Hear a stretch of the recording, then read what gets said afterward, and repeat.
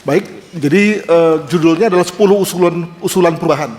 Jadi sekaligus saya memberikan tips yang agak mudah lah begitu bagi Bapak Ibu dengan entry point budaya.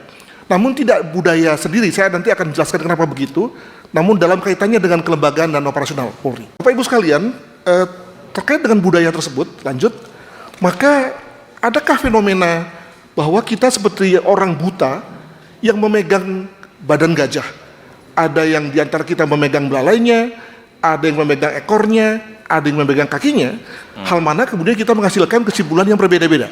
Seakan-akan kita punya pemahaman yang sama padahal sebetulnya beda. Nah, untuk itu maka dalam kesempatan ini saya mengusulkan secara teoretik budaya kepolisian itu ada 3 sebetulnya. Ada 3 elemennya. Pertama adalah budaya organisasinya, budaya kerjanya, dan budaya kelompoknya. Jadi yang mau kita ubah yang mana nih? Tentu dalam hal ini ada budaya tersebut yang positif, dengan kata lain budaya organisasi yang positif, ada yang negatif. Demikian juga budaya kerja juga ada yang positif dan negatif dan seterusnya. Tentu kita sepakat bahwa yang positif jangan diubah dong, tapi yang kita ubah adalah yang negatif saja. Nah, ini mesti clear Bapak Ibu sekalian agar kita nembaknya juga tepat. Nah, untuk itu maka lanjut, saya dari pengalaman saya terlibat di puluhan tahun bersama dengan teman-teman Polri, lanjut, maka terkait dengan budaya kepolisian yang negatif, maka saya berpendapat inilah beberapa hal yang saya anggap sebagai negatif, dan kalau memang ini perlu diubah, ya inilah yang diubah, bukan yang lain. Jadi saya sepakat dengan Pak Ruliandi, jangan kita melebar misalnya mengubah struktur, tapi ubah aja ini memang karena ini memang yang menjadi penyakit dan lalu mengakibatkan strukturnya menjadi tidak efektif, instrumennya juga nggak dijalankan dan seterusnya. Dari segi budaya organisasi misalnya, maka saya berpendapat bahwa ada beberapa hal yang menarik. Demikian juga budaya kerja sebagaimana terlihat dan juga budaya kelompok. Ya, silakan dibaca, silakan terlihat bahwa dalam hal ini saya punya pendapat yang agak khusus, tapi juga di pihak lain ada yang sama dengan banyak sekali pengamat tentang bagaimana memahami budaya kepolisian khususnya yang negatif tersebut. Lanjut, Bapak Ibu sekalian, perhatikan bahwa jangan melakukan perubahan budaya kepolisian dengan melakukan perubahan pada elemen budaya kepolisian itu saja. Jadi dengan kata lain, kita seyogianya menjadikan perubahan budaya itu adalah akibat saja, bukan dari awal kita ubah, karena tidak akan ada yang berubah. Contoh misalnya pada satu waktu Kapolri mengatakan agar anggota jangan menampilkan gaya hidup hedon di media sosialnya. Apakah ada yang berubah? Tidak, tetap saja ada tuh gitu. Jadi budaya jangan diubah, jangan diminta berubah hanya dengan menekankan pada perubahan budaya, tidak begitu. Tapi menurut amatan saya, lakukan perubahan budaya kepolisian dengan pertama-tama mengubah ekosistemnya. Dalam hal ini fokus saya adalah mengubah ekosistem kelembagaan dan operasional atau tata kelola kepolisian. Maka dengan begitu budaya akan menyusul berubah. Ya, jadi sekali lagi nggak akan ada gunanya kalau kita hanya tap on ya atau fokus kepada budaya saja, tapi jadikanlah perubahan budaya itu adalah akibat dari perubahan ekosistem, khususnya pada konteks perubahan budaya, perubahan kelembagaan dan juga tata kelola. Itu posisi saya. Lanjut. Nah, inilah Bapak Ibu sekalian situasi existing menjelang reformasi sistemik. Jadi kalau Bapak Ibu di Komisi 3 demikian juga Komite Percepatan juga tengah bekerja, yang semuanya nanti pada saatnya akan melakukan reformasi sistemik, maka pertama-tama kita perlu tahu dulu kondisi awalnya, kondisi awal yang akan diubah tersebut. Jadi dengan gampang, dengan cepat saya bisa katakan bahwa inilah gambaran terkait dengan Polri, di mana satuan wilayah itu menggelar kekuatannya dalam 3 fase. Fase preemptif, preventif, dan represif. Untuk itu diikuti dengan satuan fungsinya. Intelijen Bimas itu berada pada level preemptif, Lantas Sabara berada pada level preventif, dan juga untuk represif tersedia Reskrim dan Brimob, ya, bahkan juga ada Densus di situ, di mana ketika itulah lalu momen kejahatan dan penyimpangan sudah terjadi. Pada fase preventif kita adakan deteksi, lalu kemudian pada fase preventif kita cegah, dan ketika kemudian ternyata kejahatan dan penyimpangan tetap terjadi, maka itu lalu urusan daripada Reskrim, Brimob, Densus gitu. Dan ada ukurannya, FKK, PH, dan AF sebagai ukuran tentang di mana faktor preventif tersebut, preventif dan seterusnya. Nah, di situ lalu kemudian juga didukung oleh berbagai satuan pendukung. Ada Labfor, ada identifikasi, ada Dokes, ada psikologi kepolisian, ada rumah sakit, macam-macam. Berbagai satuan kerja yang mendukung gelaran kepolisian ini. Dan satu hal yang juga ingin saya fokus adalah pada sekitar dua dekade ini, maka lalu kemudian ada polisi melakukan yang namanya kegiatan dan capaian non tusi, ya. Jadi dengan kata lain dia bukan merupakan tusi pokoknya Polri, tapi dilakukan untuk satu dan lain hal. Kita sebut saja misalnya keterlibatan Polri di program-program ketahanan pangan, keterlibatan Polri di program makan bergizi gratis. Sekarang misalnya lagi Polri membuka sekolah unggulan, ya, dan aneka macam lagi, yang menurut saya itu adalah sesuatu yang non tusi, tapi dilakukan juga. Moga-moga sesuatu yang non tusi ini tidak lalu kemudian menjadi begitu besar, hal mana kemudian mengganggu tusinya itu sendiri. Nah, inilah yang kemudian lalu menjadi soal, sesuatu yang sebetulnya ideal. Kalau kita bicara mengenai perbandingan banyak negara, maka tidak semua negara lalu memiliki gelaran mulai dari ujung preemptif sampai represif ini. Tapi yang ternyata terjadi adalah bahwa inilah gelaran yang kemudian banyak diprotes oleh masyarakat dan perlu direformasi. Masalahnya adalah bahwa kalau kemudian dikaitkan dengan budaya, maka perubahan kayak apa ya dari gelaran ini yang kemudian lalu bisa menghasilkan perubahan budaya, tapi juga sekaligus performa yang optimal. Untuk itu maka saya mengusulkan 10 hal, yang sebetulnya 10 hal itu lebih bersifat saran akademik, Bapak Ibu sekalian, tentu saja secara politik tentu saja bisa diperdebatkan. Dan yang kedua adalah bahwa 10 saran itu semua dalam satu kerangka polisi nasional dan kerangka kepolisian yang berada di bawah kepresidenan sebagai suatu struktur yang sudah kita, tadi juga dikatakan oleh Pak Ruliani, sebagai sesuatu yang sudah kita anggap sebagai final. Yang pertama, lanjut.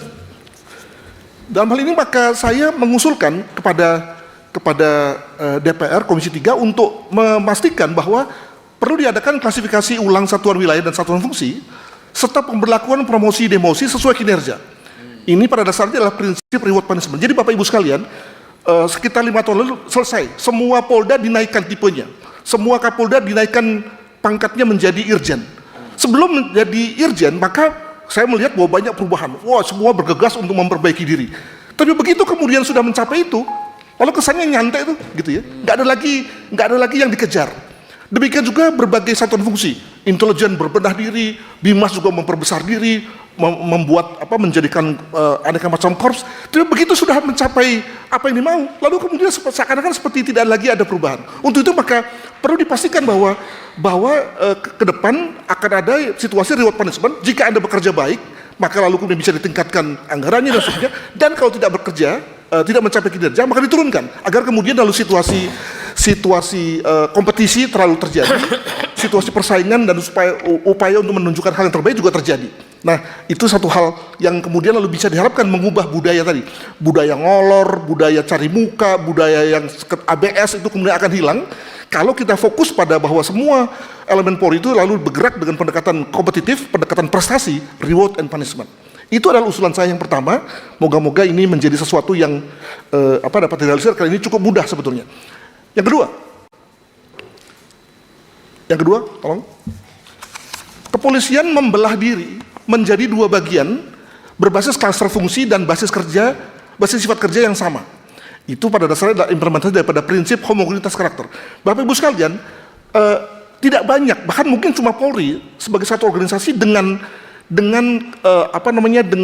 karakter yang amat paradoks. Di satu pihak dia menjadi polisi yang punya karakter pelindung, pengayom yang ramah, yang menolong, tapi pada saat yang lain orang yang sama menjadi orang yang tegas, keras, ya, dan tentu tidak disukai paling tidak oleh orang yang dikejarnya, ya, dalam hal ini oleh pelaku kejahatan. Jadi pada saat dia menjadi orang yang melakukan pekerjaan lim-yom-yan, maka dia lalu melakukan tugas yang disebut sebagai protagonistik. Namun pada saat yang lain dia menjadi orang yang melakukan peran-peran antagonistik, peran yang menembak, peran menahan yang tidak pernah disukai, minimal bagi orang yang menjadi targetnya. Nah, umumnya orang nggak berani itu, nggak mampu melakukan 2 hal yang bersifat kontras itu pada diri yang sama. Nah, maka untuk supaya kemudian lalu dibuat mudah, maka kita bagi 2. Jadi ada badan Baharkam, di situ menampung semua satuan fungsi dengan karakteristik protagonistik, dengan karakteristik yang berkecenderungan menolong, dan kemudian ada badan yang kedua, Baraskrim atau badan yang lain namanya, yang berkecenderungan antagonistik. Mengapa demikian Bapak Ibu sekalian? Karena sekali lagi, selama ini banyak sekali diskusi kita yang bersifat mengpelutkan, mencampurkan keduanya. Semua kegiatan-kegiatan yang baik yang dilakukan oleh oleh teman-teman yang berada pada fungsi protagonistik, sudah mampu menolong, mengelindungi dan mengelani, kemudian tertutup, habis hanya karena oleh yang kedua, oleh kegiatan antagonistik tadi, gitu.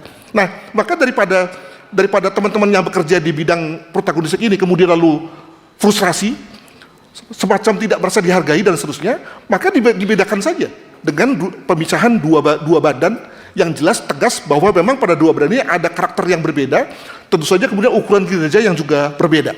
Itu adalah usulan saya yang kedua. Lanjut yang ketiga. Nah, yang ketiga ini sebetulnya model hipotetikal, karena kalau lihat dari pengalaman di berbagai negara, nggak ada satupun kepolisian yang tanpa fungsi gakum. Jadi dalam hal ini saya berpendapat bahwa bagaimana kalau kita coba ya, fungsi gakum, fungsi reskrim itu kemudian kita keluarkan, kita masukkan dalam kotak baru yang namanya Polri kedua. Ini pendekatan eksperimen saja. Mengapa demikian Bapak Ibu sekalian? Karena sekali lagi, kalau sekali pengalaman saya sebagai komisioner Kompolnas dan juga anggota Ombudsman, itu dari 1000 laporan tentang polisi misalnya, sebagai contoh saja, maka 90% tentang reskrim. Sementara yang lain-lain, intelijen nggak pernah ada masalah, Bimas apalagi, lantas sekali-sekali, Sabara juga begitu, demikian juga di satuan pendukung, dulu pernah ada masalah dengan SDM, sekarang sudah makin berkurang gitu ya. Selalu yang menjadi bermasalah adalah reskrim. Nah, maka agar kemudian lembaga yang penuh dengan masalah ini kemudian lalu tidak contaminated ya, tidak ngotori yang lain-lain, maka mungkin kita berpikir tentang bagaimana itu dikeluarkan, dijadikan satu lembaga baru yang tentu saja kepolisian juga dengan fungsi khusus yakni gakum. Nah, jadi dalam hal ini ini satu eksperimen. Tentu sekali lagi kalau pengalaman dari berbagai negara, maka memang tidak pernah ada satupun negara, satupun organisasi kepolisian yang sepenuhnya tanpa gakum. Kalau kita ambil contoh misalnya pengalaman di Amerika Serikat, di mana kepolisiannya bukan berbasis nasional seperti Indonesia, tapi berbasis pada kota. Maka walaupun di Amerika Serikat itu kita mengenal yang namanya FBI, DEA, ATF dan aneka macam berbagai satuan penegak hukum lainnya, tetap county police-nya tetap memiliki kewenangan penegakan hukum minimal pada konteks street crimes. Nah, jadi mungkin dalam hal itu kita jadikan kepolisian tetap memiliki fungsi kewenangan hukum yakni pada konteks street crime saja.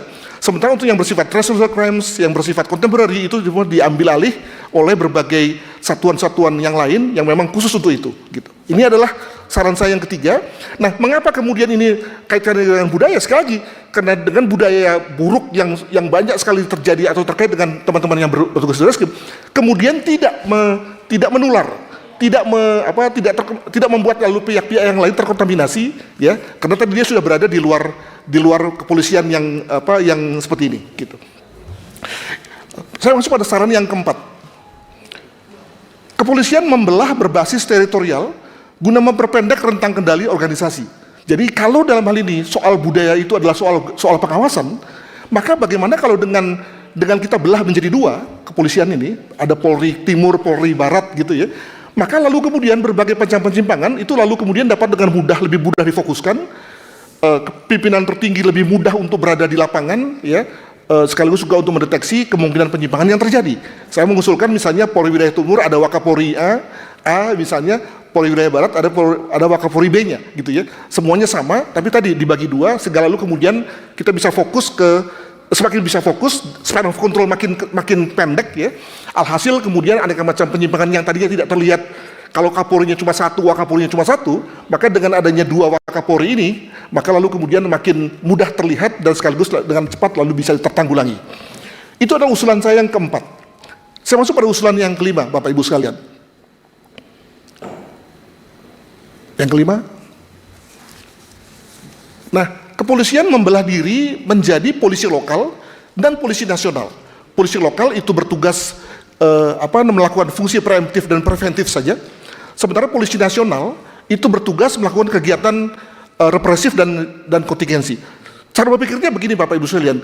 Kalau kita dulu pernah atau bahkan mungkin sampai sekarang juga polisi melakukan yang namanya local boys for local jobs. Jadi local boys melakukan sebuah kegiatan sebagaimana terpampang ini, mulai dari kegiatan yang bernuansa protagonistik atau limyomyan, sampai pada kegiatan yang bernuansa antagonistik yakni serse. Apa yang terjadi? Karena dia adalah orang lokal, maka lalu kemudian pertama lalu dalam rangka melakukan kegiatan penegakan hukum, dia lalu nggak enak ewuh pakewuh dengan warga sekitarnya karena dia adalah orang di situ. Sekaligus juga lalu kemudian membuat dirinya lebih rentan untuk menghadapi mulai dari pengaruh, intervensi, hingga hal-hal yang bersifat pelanggar hukum seperti misalnya suap. Nah, dengan kemudian kita lepaskan lokal polisi itu dari kegiatan yang bersifat antagonistik dan menjadikan itu hanya fokus kepada orang-orang yang berada di tingkat nasional, maka diharapkan lalu kemudian budaya jelek itu lalu menjadi berkurang atau tidak ada. Jadi sekali lagi dengan perubahan kelembagaan, perubahan operasional itu lalu kemudian kita harapkan ada perubahan budaya. Sekali lagi dengan satu tesis bahwa rasanya kalau kita hanya mengubah budaya demi budaya, rasanya nggak mungkin dari pengalaman selama ini. Tapi rasanya yang terjadi adalah kalau kita ubah ekosistemnya, maka lalu kemudian perubahan budaya bisa terjadi. Itu yang kelima. Yang keenam, organisasi dan pemolisian didukung hanya oleh sumber daya negara dan mengikuti sistem akuntabilitas keuangan terkait penggunaan infrastruktur negara. Jadi dalam hal ini betul-betul kepolisian dicukupi sepenuhnya. Berapa sih butuhnya polisi ini? Kalau dalam hal ini misalnya satu satuan wilayah itu diperkirakan 1 tahun itu misalnya 2.000 kasus, misalnya, di mana dibagi lagi menjadi kasus besar, kecil, menengah, dan itu pagunya penuhin. Agar kemudian tidak ada lagi celah bagi teman-teman di lapangan untuk kemudian meminta uang dari masyarakat, meminta uang dari tersangka, gitu. Jadi sepenuhnya kemudian didukung dari negara agar kemudian lalu budaya-budaya buruk yang tadi saya sudah sebutkan, materialistik, meres dan seterusnya itu lalu kemudian hilang karena tadi semua kebutuhan sudah tercukupi oleh negara.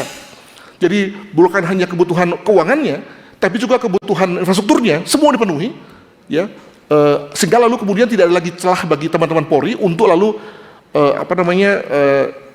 kalau dalam bahasa sehari itu ngarit gitu ya, datang ke daerah minta uang, jadi sesuatu praktek-praktek yang buruk yang kemudian lalu seringkali lalu merusak atau merusak citra kepolisian. Itu adalah pendekatan yang kena. Nah, untuk itu maka dalam rangka agar kita fokus kepada Polri yang mendorong tusinya, maka saya berpendapat bahwa ketika itu semua kegiatan yang bersifat kegiatan dan capaian non tusi seyogianya dikritisi. Jadi tadi saya katakan misalnya beberapa kegiatan non tusi yang dilakukan oleh Polri selama ini, maka dan kita belum tahu dari mana asal anggarannya, maka jelas dengan kita meminta kepada Polri untuk sepenuhnya fokus kepada tusinya dan memenuhi semua kebutuhannya, maka seyogianya kegiatan-kegiatan yang bersifat non tusi tidak lagi dilakukan oleh Polri, gitu ya. Nah, sekali lagi ini butuh kelegowoan kita semua untuk melihat Polri yang fokus kepada tugas-tugas pokoknya dan tidak membebaninya dengan aneka macam tugas-tugas yang lain. Ya tentu kalau tugas misalnya datang ke Sumatera dalam rangka bencana, saya kira semua orang setuju ya. Tapi kalau misalnya untuk bangun sekolah gitu ya, itu kan tentu lalu masih bisa diperdebatkan. Dan sekali lagi kita fokus kepada soal tugas pokok Polri yang sudah dipenuhi dari segi infrastruktur dan juga dari segi keuangannya. Itu adalah usulan yang keenam. Yang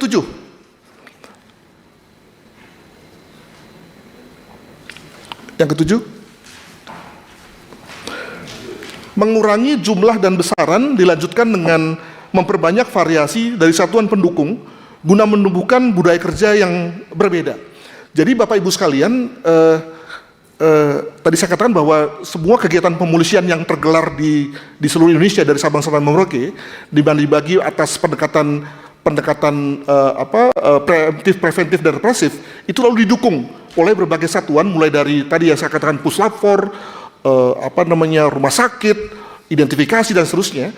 Nah, yang menarik adalah bahwa kalau tadi kita bicara mengenai budaya yang khususnya budaya yang menyimpang, maka khususnya pada satuan-satuan pendukung ini itu kita dapatkan ada semacam perbedaan Bapak Ibu sekalian.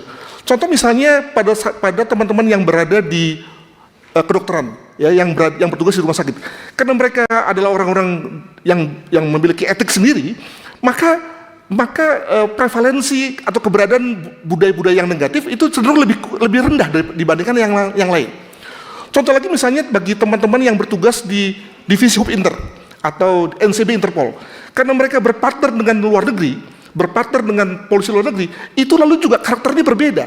Budaya kerjanya juga berbeda dibandingkan dengan teman-teman yang bekerja di reskrim misalnya begitu. Pada yang ketujuh ini saran saya adalah yang kita kemudian utak-atik adalah besaran dari satuan pendukung ini. Jangan sampai satuan pendukung ini menjadi terlalu besar, hal mana kemudian tidak lagi kompatibel tidak lagi nyambung dengan justru pihak yang didukungnya, gitu ya.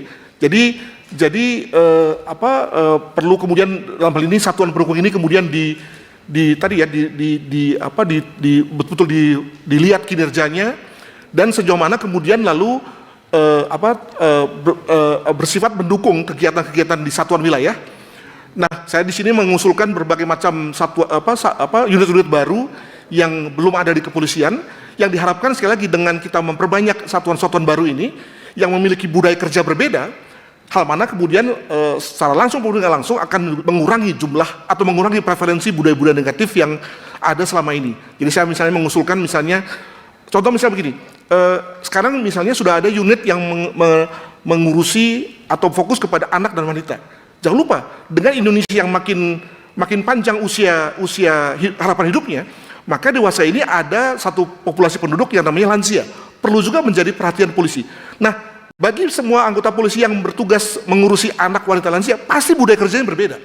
Nah, maka dengan begitu kita ciptakan unit-unit baru yang lalu kemudian dengan begitu secara langsung maupun tidak langsung akan mempengaruhi perubahan budayanya. Jadi sekali lagi kita mengubah budaya tidak dengan cara mengubah budaya langsung, tapi dengan cara menciptakan stimuli-stimuli seperti ini. Itu adalah usulan saya nomor 7. Sekarang saya pindah ke urusan saya yang nomor 8, 3 lagi Bapak Ibu sekalian, moga-moga tidak terlalu lama. Adalah penguatan pengawasan kepolisian secara internal yang dipimpin oleh wakil pusat. Ini adalah satu implementasi daripada prinsip centralized internal police oversight. Jadi dengan kata lain Bapak Ibu sekalian, kalau selama ini satuan-satuan pengawas polisi itu kan tersebar. Itwasum sendiri lebih fokus kepada soal administrasi. Lalu kemudian di Propam sendiri lebih mengurus pada perilaku. Wasidik lebih mengurusi pada penyidikan.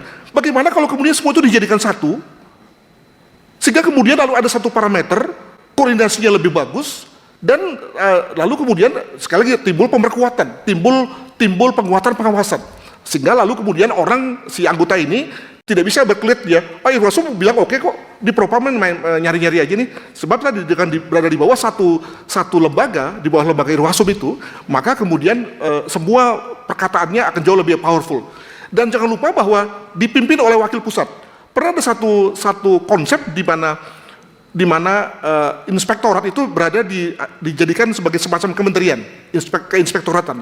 Dengan kata lain, semua inspektorat yang berada di kementerian lembaga, khususnya yang ada dan juga yang ada di daerah, itu semua adalah orang-orang pusat. Bukan orang yang menjadi bawahan gubernur pada konteks pemerintah daerah, dan juga bukan orang yang menjadi bawahannya Kapolri atau bawahannya Kapolda di daerah. Jadi dengan kata lain dia adalah orang pusat di daerah misalnya, hal mana kemudian menjadikan dia tidak ewo pakewo. Sebab kalau sekarang Irwasda misalnya adalah orang ketiga di Polda, dia pasti ewo pakewo, dia pasti hanya akan berani kepada orang kelima gitu ya. Dia kan tidak akan berani melakukan sesuatu terkait dengan orang pertama kedua karena dia merupakan bawahannya. Lain ceritanya kalau si Irwasda ini adalah orang yang ditunjuk dari pusat, ya, dia tentu tidak akan punya ewo pakewo ketika kemudian lalu melihat ada penyimpangan terkait dengan budaya tersebut. Nah, saya mengusulkan ini ada yang namanya Inspektorat Pengawasan Umum yang selama ini sudah ada, namun berisi tentang Itwasum atau Itwasum. Biro RBP, selama ini Biro RBP hanya nyatet doang ini Bapak Ibu sekalian, tapi dengan adanya dia dimasukkan dalam satu pengawasan umum, maka dia bisa bergigi bahwa kalau dalam hal ini misalnya satu Polda atau Polres tidak mencapai hal-hal yang diminta sesuai dengan Astacita misalnya, maka lain cerita nih gitu ya. Demikian juga di Propam dan Wasidik. Nah, itu lalu menurut saya akan makin memperkuat konteks pengawasan dan sekali lagi membuat lalu kemudian budaya-budaya menyimpang bisa kemudian makin turun. Itu adalah saran saya yang nomor 8. Saya pindah ke saran ke-9. Saran ke-9 adalah penerapan meritokrasi secara tegas, konsisten dan jangka panjang dan menyeluruh. Jadi ada beberapa atribut nih Bapak Ibu sekalian, tegas, konsisten, jangka panjang dan menyeluruh. Ya, selama ini yang terjadi adalah tidak tegas, tidak konsisten, jangka pendek dan hanya sebagian-sebagian saja gitu ya. Ya, jadi ada orang yang sudah peringkat pertama, peringkat kedua tiba-tiba hilang gitu ya. Atau ada orang yang punya kasus, punya masalah tiba-tiba naik gitu. Jadi tidak tegas, tidak konsisten, tidak jangka panjang dan tidak menyeluruh. Maka kalau kita fokus kepada soal meritokrasi secara tegas, konsisten, jangka panjang dan menyeluruh, pasti budaya berubah gitu ya. Dalam hal ini saya fokusnya adalah siklus SDM. Kita bicara soal perekrutan, perekrutan, pembentukan, perawatan dan pengakhiran ya. di mana kemudian hanya orang-orang yang hebat saja yang kemudian lalu bisa menyelesaikan siklus tersebut. Jadi dalam hal ini misalnya saya berpendapat bahwa kesempatan dan jabatan hanya untuk orang-orang terbaik. Nah, kalau ini fokus diberikan kepada fokus dijalankan oleh Polri, maka tentu pasti yang namanya orang-orang yang ngolor, orang-orang yang suka memainkan pendekatan manajemen jendela, ya, yang suka main uang dan sebagainya, itu akan tertutup tuh. Mengingat tadi sekali lagi sistem betul-betul fokus kepada soal tadi hanya orang-orang terbaiklah yang akan naik ke atas. Hal ini juga lalu tentu saja menuntut kelegowoan kita semua, ya, sebab dalam banyak hal anggota Polri-nya mau fokus, mau konsisten, tapi kemudian nggak tahan melihat adanya teman-teman yang nitip lah, ngirim KTBLC lah, dan seterusnya gitu. Jadi dengan kata lain kita semua sebagai publik, sebagai negara perlu fokus nih dalam rangka membantu Polri dalam rangka memelihara meritokrasi tersebut agar kemudian budayanya berubah. Bapak Ibu sekalian, saya masuk pada nomor 10, ya. Secara konsisten dan jangka panjang, jadi atributnya adalah konsisten dan jangka panjang nih. Yang ke-10 nih, mencari, mengembangkan dan memperbanyak personil serta satuan yang berbudaya kepolisian positif. Jadi dalam hal ini misalnya kita tahu bahwa ada anggota Polri pangkatnya bintara, tapi lalu kemudian mampu punya panti asuhan. Itu kan secara logika nggak masuk di akal tuh. Berapa sih gaji dia? Kok bisa punya anak asuh gitu? Lalu ada bintara yang bisa punya pesantren. Itu kan gila betul tuh. Nah, yang begini-begini kan perlu di-develop, perlu di-upscaling. Tentu ini bukan pekerjaan sehari, perlu pekerjaan yang bersifat tadi ya jangka panjang dan konsisten. Jadi dalam hal ini misalnya Bapak Ibu sekalian, melalui sumber Kompolnas Award dan juga Hugeng Award, itu banyak sekali kita temui anggota-anggota yang baik, yang memiliki budaya-budaya positif, tapi lalu kemudian kemana orang itu? Setelah diberikan award lalu hilang tuh.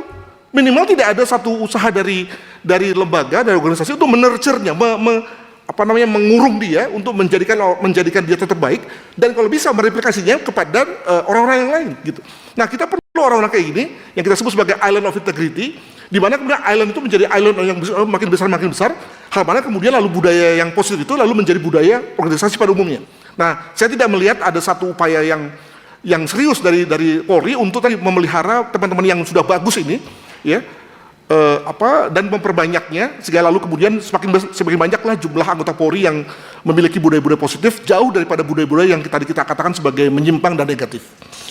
Demikian Bapak Ibu sekalian 10 saran saya terkait dengan perubahan budaya melalui perubahan kelembagaan dan operasional. Moga-moga ada gunanya bagi kita semua. Saya akhiri, wassalamualaikum warahmatullahi wabarakatuh. Terima kasih.